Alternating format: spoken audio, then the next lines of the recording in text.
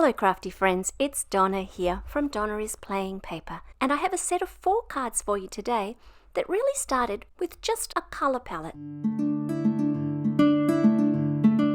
I wanted to make some beautiful soft mossy coloured cards, and so I grabbed out my ink swatches. The process was made a little bit more complicated by the fact that I was in Japan and half of my inks were in Australia, and that these swatches are a set of every ink I've ever owned, whether they've dried out and been thrown out or not. But eventually I came across a set of 7 colours that included some greens, ranging from bright greens through to mossy greens and lime greens, and also a yellow, a brown and a grey to tone everything down and make sure it wasn't too bright. The stencil that I'm using today comes from Paper Rose Studio, and it's called Scandi Circle, and it's a beautiful circular design with flowers and leaves in it. I started by using the yellows and into the browns to do the flowers. You'll notice that as I went on with the ink blending, I got less and less fussy about what was flower and leaf. But to start out with, I was oh so careful.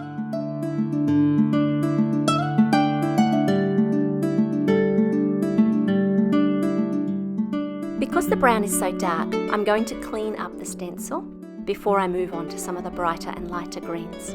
I didn't worry about cleaning my stencil too much, just here or there where I felt like it was going to muddy the colours. Many long-time friends of this channel will know that I've been living in Japan for most of the last 5 years, and this footage was filmed in Japan. But last week we moved back to Australia, and so while I'm wearing summer clothing to make these cards, I am most certainly rugged up now. Going from Tokyo, Japan to southern Australia at the beginning of July was certainly a big shock. It's also a big opportunity.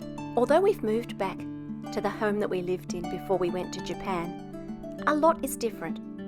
Our family size is now much smaller, and we have a chance to rethink the things that we did and work out which of those are going to stay and which are going to go.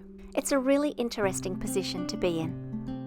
One of the few good things to come out of the lockdowns around the coronavirus was that I started making videos, and I've discovered that I really like it. And as we move back to Australia and our semi-self-sufficient life, I'm wondering how much of that might be of interest, and whether, even for my own sake, I might start to record and document moving back into the house, setting up the gardens again, and getting back into the swing of things. It's still just an idea at this stage, but I'm taping snippets of video footage, just in case. I love a good stencil reveal, don't you? It's turned out beautifully.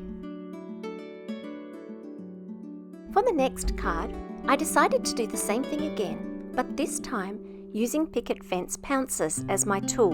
Instead of blending into each of the holes on the stencil, I've dabbed on top, and the result is quite interesting. I think that even with this tool, I could have got a more full coverage if I'd used them in a different way. But take a look at the results I got from just dabbing the different colours on. I'm really loving the pouncers for adding colour to die-cut shapes, but I do think for this stencil with its very small spaces, I prefer the result with the brushes. Next, let's combine some stencils. I have this balloon stencils and masks set, and I'm going to use the stencil of the largest balloon and put that down onto my paper. I'll use some post-it tape to mark off all the areas that I want to keep clean. Once that's completely masked off, I'm going to add the other stencil to the top. You could put the Scandi Circle stencil underneath if you choose, but I want to do a little bit more work with just the balloon stencil at the end, and that's why I've laid them in this order. You don't need to see me stenciling again. It's the same process, only this time, only the areas inside that balloon shape are going to get colour. Let's skip to the end. Once I've removed that first stencil, I'm going to use some ink that's left on my brush, as well as a little bit of green, just to blend around the outside of the balloon, to give the image a little bit more of a defined edge. Then I'll remove that second stencil, and we have our balloon. If you have a shape of card that's completely different to the shape of your stencil, you can always partially blend in several different areas And that's what I'm going to do on this slimline card, which I'll show you at the end. Let's get on with constructing some cards. All the sentiments for these cards come from Paper Rose Studios' Rainbow Poppies sentiment set. For the first card, I'm simply going to trim it down to slightly smaller than my card, add a backing paper and a sentiment with that same colour of backing paper. The sentiments popped up a little, and that's our card. I think that beautiful ink blending doesn't need too much extra.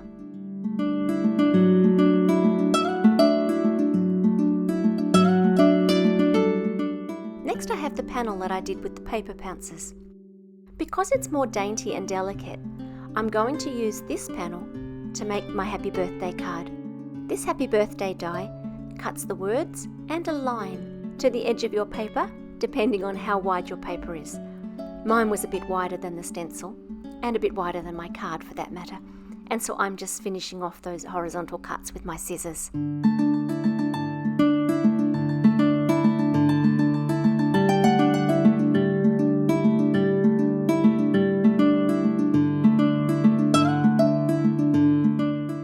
I'm trimming them down so that more of my background image is going to show.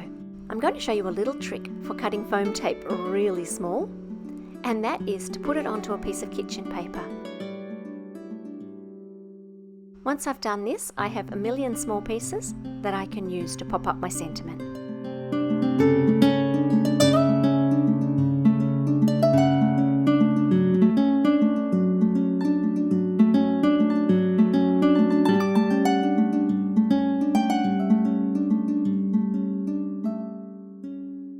Oops, nearly forgot to put the tittle on my eye. Now the card is finished. I'm going to fussy cut this balloon with scissors to add it to my next card. Once the balloon is cut, I'm tying a little bow in some jute twine, and I'm going to add that as well. Then all it needs is a sentiment. Once again, I'm going with another happy birthday card. Also, for the love of everything that's sensible in this world, please attach the balloon to your card first and then add the bow at the end. This was ridiculous.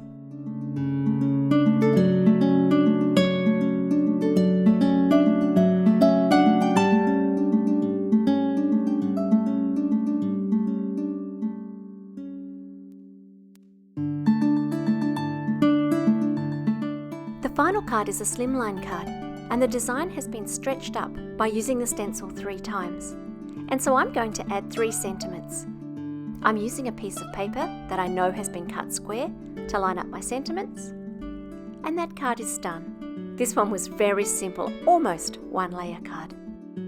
I'll leave you with some pictures of the finished cards. Please don't forget to like and subscribe if you want to see what's going to come next, and I look forward to sharing some more cards with you soon. Bye for now.